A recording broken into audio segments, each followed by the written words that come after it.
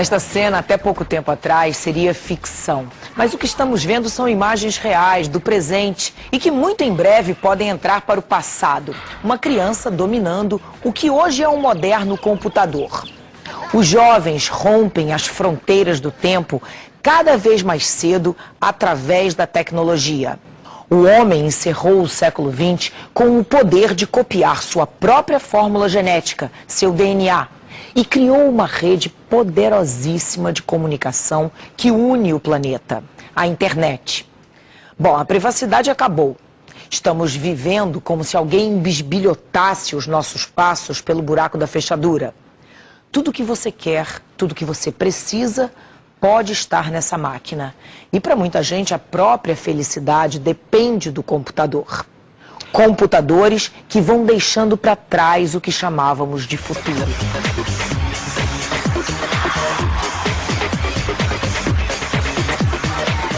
O que tem a ver este senhor com este aqui? Este é o francês Blaise Pascal, filósofo e matemático, que nos idos de 1600 e tantos inventou uma máquina de calcular. Era a primeira semente para Bill Gates se tornar o homem mais rico do mundo 330 anos depois. Entre os dois homens, muitos passos e um invento histórico: o primeiro computador pessoal. O heróico computador com tela escura e letras verdes. A small band of electrical engineers set out to turn a room full of wires and vacuum tubes into the world's first functioning computer. The Electronic Numerical Integrator and Computer, or ENIAC for short, was 100 feet long, 10 feet high, and weighed 30 tons. Its designers wanted to be able to process huge amounts of information faster than anyone ever before. But ENIAC was anything but fast or easy to program. ENIAC used 18,000 vacuum tubes to handle the calculations that are now performed by tiny microchips. ENIAC's creators wanted to use their new computer to help predict the weather or the stock market. Instead, it wound up helping America's fledgling space program get off the ground. By the time ENIAC was turned off for the last time in the fall of 1955, its creators had a new, faster and far more flexible computer, UNIVAC, up and running.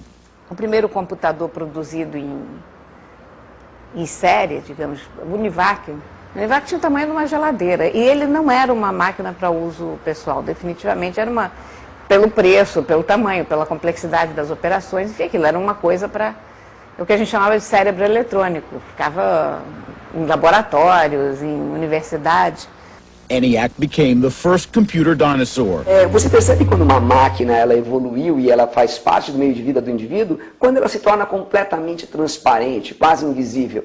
Veja a energia elétrica, a gente usa todos os dias e você é incapaz de dizer quantas vezes você usou energia elétrica num dia. E se você for capaz de dizer, eu te indico como psiquiatra, porque não faz o menor sentido.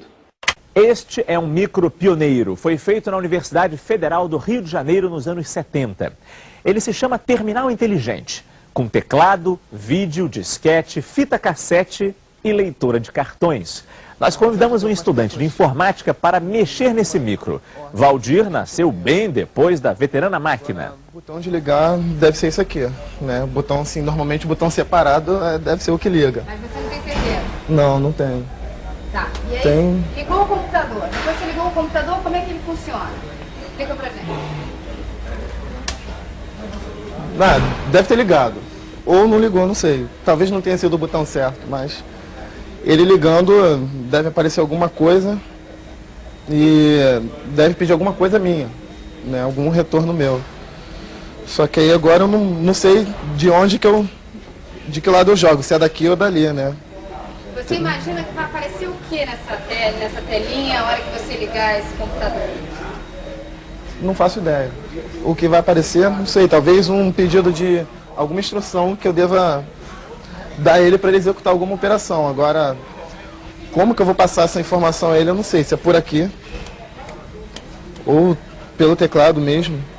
Por aqui talvez fosse mais fácil, mas eu não sei como ele pedir isso, não sei se eu tenho que pedir alguma coisa, passar alguma coisa daqui antes, depois do teclado. E essas fitinhas? Exatamente, isso que eu reparei agora. Não sei como é que funciona isso. Caramba. Pra que serve isso? Você não sabe nem pra que serve? Não sei, tá dizendo que é um terminal inteligente, ele que deveria me ensinar. Mas eu me sinto perdido na frente dele. Com um mini computador doméstico, uma pessoa pode organizar o orçamento familiar, controlar todas as contas e o estoque da despensa, estudar, criar jogos e brincadeiras e, como diz o engenheiro José Roberto Trindade, que tem um desses aparelhos em casa, até arquivar receitas de bolo. Então era só colocar, pedir o número da receita, a receita apareceria na tela. Você colocaria o número de pessoas e daria a quantidade exata para se fazer para 2 pessoas, ou para 10, ou para 100, a quantidade que você colocar sem maiores cálculos. É só colocar no teclado quantas pessoas imediatamente aparecem. E, de acordo com o diretor do Centro de Processamento de Dados do Estado de São Paulo, o computador já está entrando nas casas brasileiras. 50 milhões de pessoas em 160 países estão se comunicando através de uma superrede de informação, a internet. Mas você sabe o que é preciso para participar da internet? Essa rede mundial da informação começou a funcionar nos Estados Unidos em 69. Servia apenas para projetos científicos e militares secretos. Hoje a rede liga milhões de pessoas a universidades, bibliotecas e museus do mundo inteiro, além de possibilitar serviços como correio eletrônico, fóruns de debates e consultas médicas. Para entrar na internet, é preciso ter um microcomputador, uma linha telefônica e um modem, um pequeno aparelho que liga o computador ao telefone. E também comprar uma assinatura de empresas privadas, estatais ou BBS, sistemas de quadros de avisos que funcionam como associações que dão acesso à rede. O preço da ligação é local, mesmo que o usuário se comunique com o outro lado do mundo. A internet tem 30 mil participantes no Brasil. O acesso é pela Rede Nacional de Pesquisa, RNP, ligada às universidades, e o IBASE, o Instituto Brasileiro de Análises Sociais e Econômicas. A partir de maio, a internet no Brasil vai poder ser acessada através da Embratel. E até o fim do ano, cerca de 200 mil novos usuários brasileiros estarão ligados à superestrada mundial da informação. William Henry Gates III já escreveu seu nome na história da tecnologia. A grande sacada do jovem que acabava de sair da Universidade de Harvard, dizem os especialistas, foi ter percebido que as máquinas só fariam sentido se tivessem conteúdo. Consumers have gotten a better deal from the personal computer industry than any business in the world. The cost of computing has come down by a factor of 1 million in the last 20 years. A personal computer today is quite a bit less expensive than it was, even though it's far more powerful. And the software is constantly getting better. So every other industry should look at the PC industry and see what we've done to be so competitive and so innovative. In fact, the level of investment in software has never been higher. It's really a fantastic thing, which means that things are even going to move faster in the future than they have today. Quando se fala em computadores, a imagem que geralmente vem à cabeça tem clima de ficção científica. Ambientes gelados, com luz artificial e ruídos estranhos, onde máquinas substituem os homens na tarefa de memorizar, calcular, pensar, decidir. Mas a verdade é que esse clima já saiu da ficção e se instalou na realidade. Hoje, a microeletrônica é a segunda maior indústria do mundo, só perde para a do petróleo. E o Brasil ocupa o 8º lugar do mundo nesse campo. De acordo com Otávio Genari Neto, secretário especial de informática, cerca de 4 mil computadores operam no país. E quem vive numa cidade grande mantém contato constante com essas máquinas. A população média de São Paulo teria um contato indireto, nem sempre direto, cerca de 15 a 20 vezes por dia com um computador eletrônico. Esses contatos indiretos podem ser através das contas de luz, água, gás e telefone, todas processadas por computadores.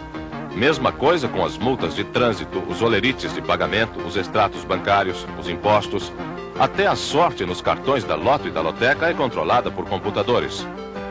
Quando você compra uma passagem de avião em São Paulo, a funcionária da companhia aérea consulta um terminal, ligado eletronicamente a um computador central que informa números e horários de voos, se tem lugar ou não e garante ou não a reserva. E as cartas que chegam ou saem da cidade passam por uma central de triagem, onde computadores fazem a leitura dos CEPs e distribuem os envelopes para seus destinos.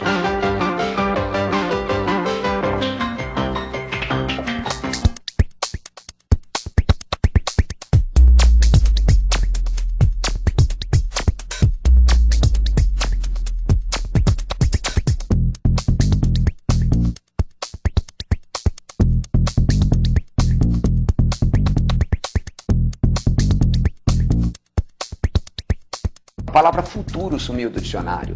Na década de 70, na década de 80, você falava, no futuro teremos isso, no futuro faremos aquilo. Hoje o futuro não quer dizer nada, porque você está bem no meio dele. Você anda no elevador transparente, você enfia comida congelada numa caixinha, aperta um botão, ela sai quente dela, você vive já no futuro. E esse futuro é tão intenso e ele é tão vívido na vida da gente, que é muito complicado você dizer, olha, isto aqui eu consigo identificar de onde ele surgiu. Não, quase todos os equipamentos são interligados e quase todos eles conversam entre si. Então, à medida que uma pequena nova válvula, um pequeno novo transistor é inventado, toda a cadeia de produtos que depende dele acaba evoluindo junto.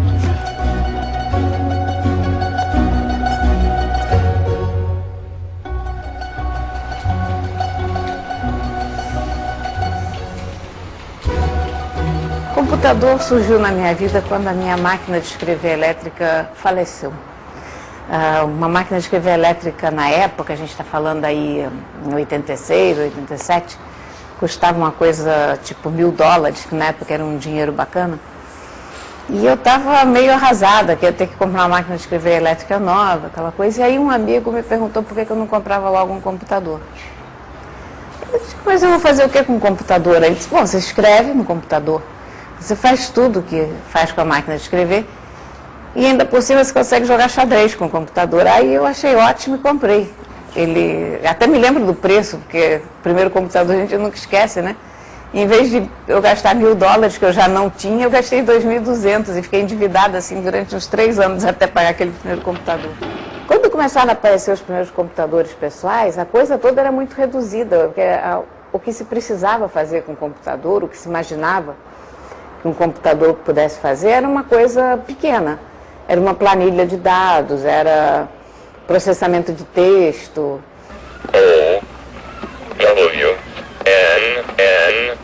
Era eventualmente CAD, o CAD é o Computer Aided Design, que os arquitetos usam muito, os engenheiros usam também até hoje.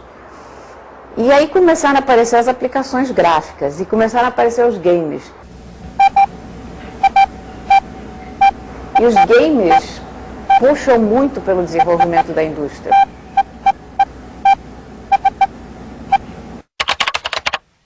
Os microcomputadores podem também ser uma forma de distrair as crianças, mesmo os adultos, já que são programáveis para realizar jogos e brincadeiras. Os preços variam de 100 mil a 6 milhões de cruzeiros. Há uma grande curiosidade por este terminal que a Telesp trouxe para a exposição. Em São Paulo, 1000 terminais de consulta como este já estão instalados. O usuário aluga os serviços de 30 fornecedores e pode receber por linha telefônica notícias de 2 jornais diários, prognósticos esportivos e até saber do horóscopo chinês. 1986 e mais novidades. Cores, 256 cores numa paleta de 4.096 cores. Vários níveis de cinza, as 3 dimensões na telinha. E lá estavam as impressoras, brindando o nosso nacionalismo.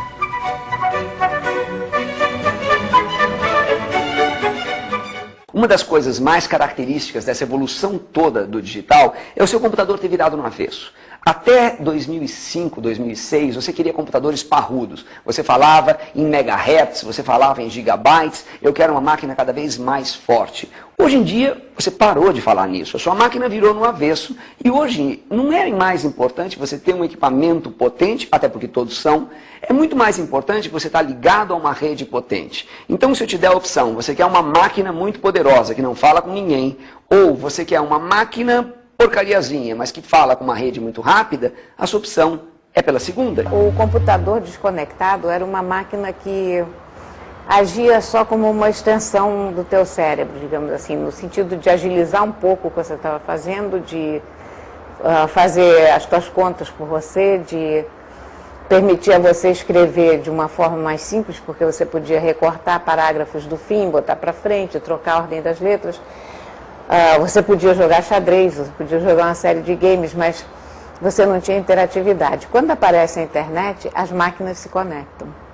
E hoje o que a gente tem, na verdade, metaforicamente, é uma grande, imensa máquina, a qual todos nós estamos conectados. Quando você tira a internet da jogada, o computador parece não ter mais utilidade nenhuma, né? As pessoas ficam prostradas quando ficam sem internet, dizem, minha internet caiu e aquilo é o fim do mundo. Porque é como se de repente estivessem desconectadas do mundo. E na verdade estão, porque a gente criou também essa coisa da conexão contínua em todo tempo, toda hora.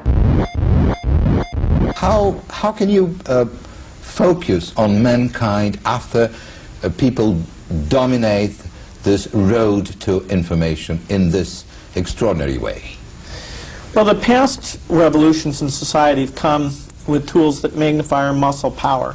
The Industrial Revolution was about motors and tractors and things like that. Here we have the tool that magnifies our brain power and lets us stay in touch with people even though they're not in the same location. It lets us find resources no matter where they are very easily. And so the internet is a major revolution. It is a very big change. It is the centerpiece of this information age. And certainly the impacts of that will be very broad, but it's up to humans to decide how we want to use it. Do you believe that the differences in culture will eventually change or disappear or will not count?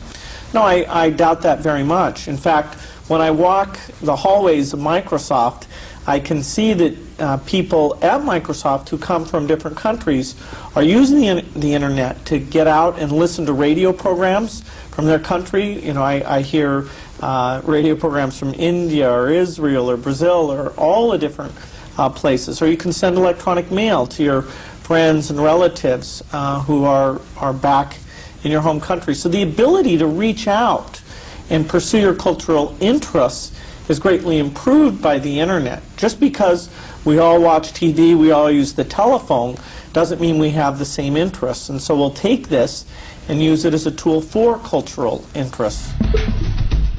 Você sabe como a internet surgiu no Brasil? Para responder a essa pergunta, precisamos voltar ao ano de 1989, quando um grupo de acadêmicos de várias universidades espalhadas pelo país buscava conexões com outras redes acadêmicas internacionais. O professor Demi Getchko era um dos integrantes dessa equipe e nos conta que os primeiros pacotes TCP/IP brasileiros foram transferidos entre Brasil e Estados Unidos em janeiro de 1991. Eram apenas algumas linhas de texto, e-mails simples, mas que chegavam ao destinatário instantaneamente. Uma revolução para a época.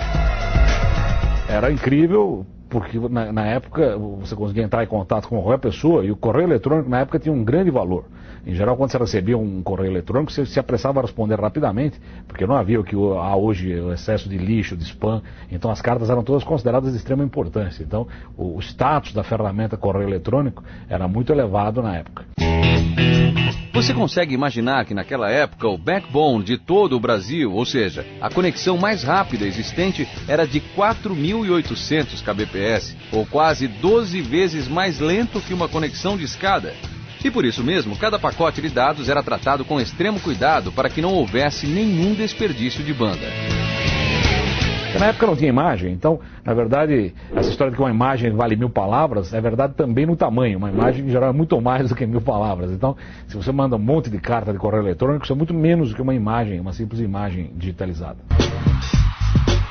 Os domínios .br foram registrados em 1989, antes mesmo da primeira transferência de dados entre computadores brasileiros e estrangeiros. Isso era o início da formação de uma rede nacional, já que cada computador ganhou um nome. O seu computador hoje, em casa, tem um nome, só que esse nome é em forma de número, que os técnicos chamam de endereço IP. IP de Internet Protocol. Essa base de registros foi então estruturada na Fundação para o Apoio à Pesquisa de São Paulo, FAPESP, e depois foi transferida para o Núcleo de Informação e Coordenação do .br, o NIC.br. Todo mundo que registra um site no Brasil faz isso por meio do NIC.br.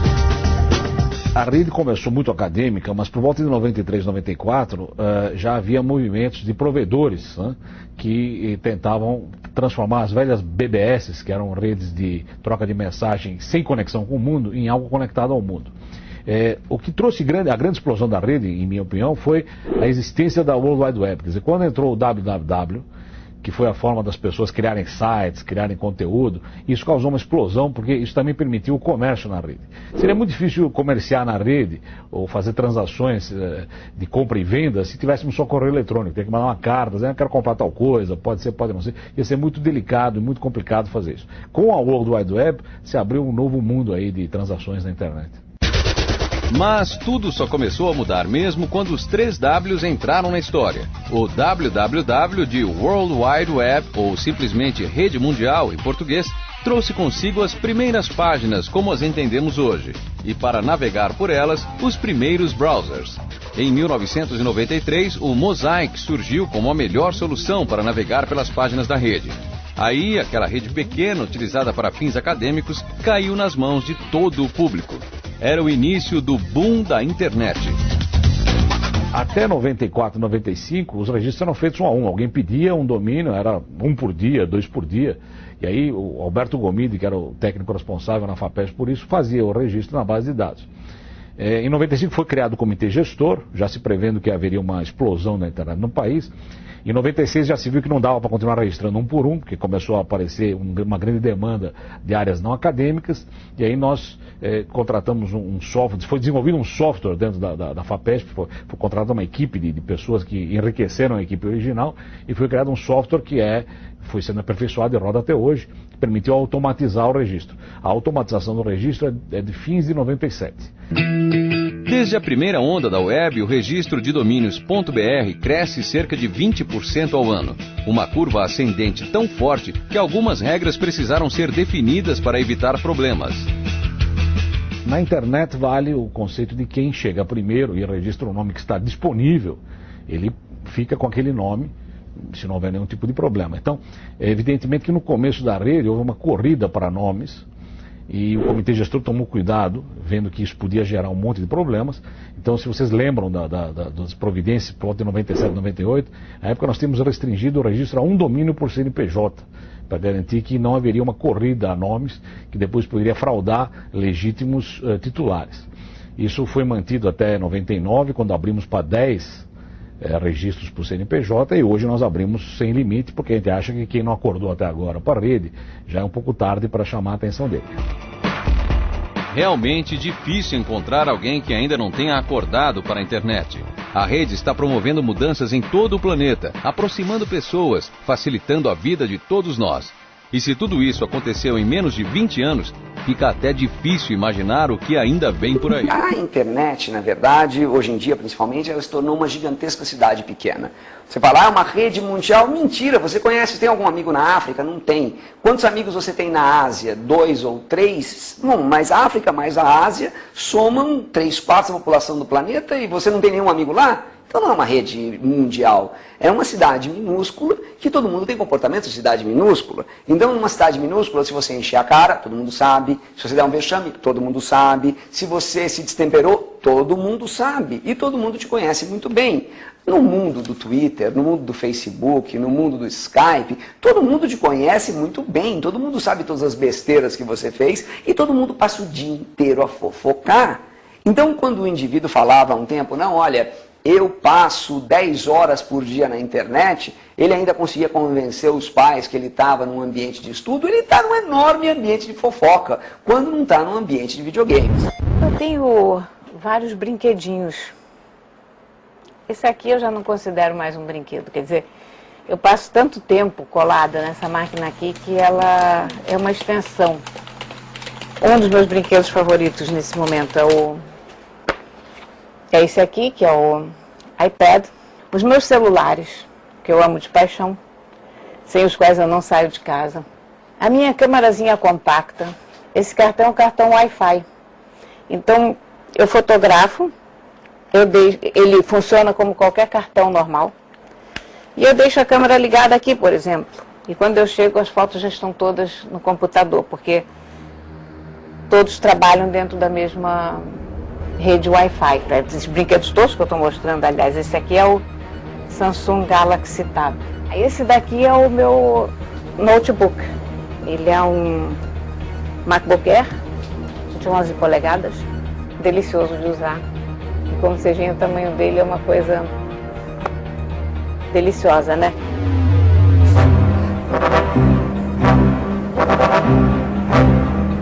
Tudo eletrônico para facilitar a vida.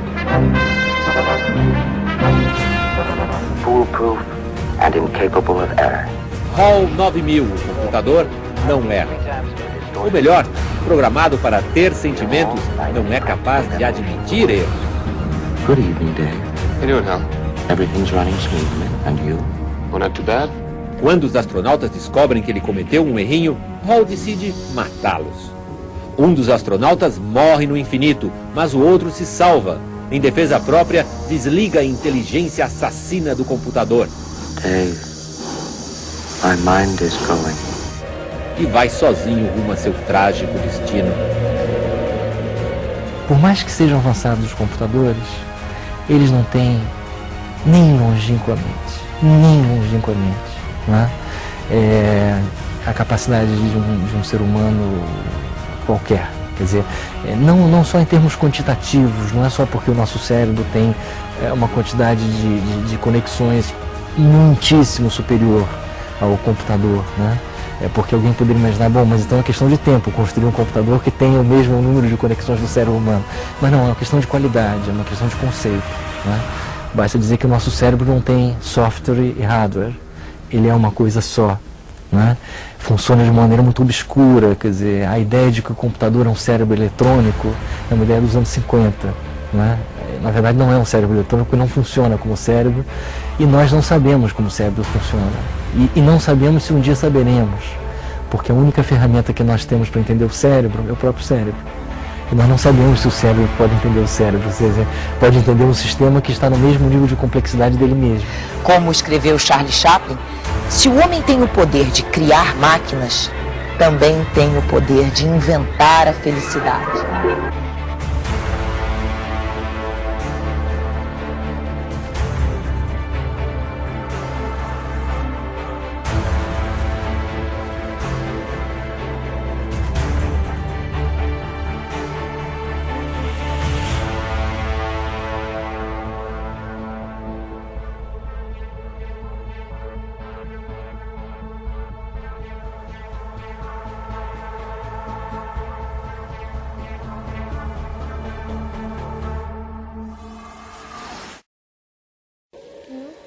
Meow.